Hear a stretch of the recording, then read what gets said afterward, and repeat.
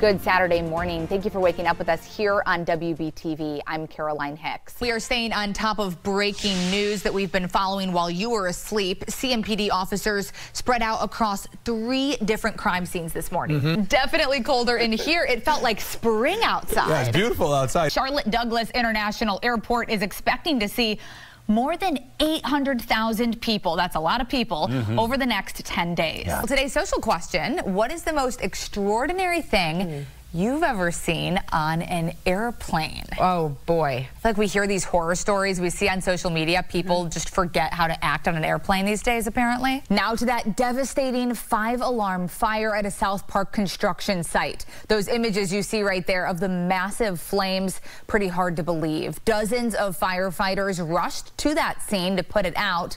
And we now know 2 construction workers have died. Of course, some of that snow turning into ice. She joins us now live. Sharon, first of all, walk us through this. How was your drive into work this morning? Are you one of the millions of people who are afraid to drive over a bridge in fear that it will collapse? Well, people in Pittsburgh lived out that fear yesterday.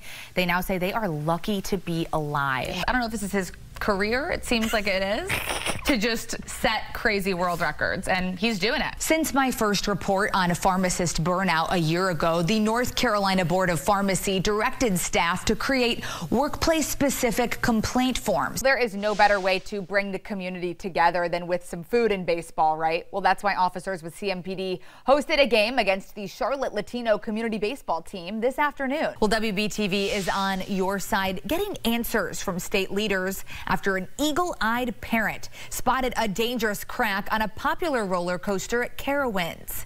He recorded video of that crack in the support column. I followed the link to hopsandhogsfest.com, but you can see that website no longer exists. So I checked out the Better Business Bureau. Do you find that most people who are coming in with an interest in this are people who have biked for a long time or are new to it? Well, that's a great question. We all know you spent a lot of time on TikTok. I saw you the other day. You were dancing, you were recording yourself. Early detection is so key in the fight against breast cancer, and no one knows that better than Sandra Goldman. I'm going to bring in Sandra right now. Sandra, for people who don't know about your story, tell them a little bit about why this is such an important project to you. American Girl dolls, obviously such a popular brand throughout the years. Absolutely.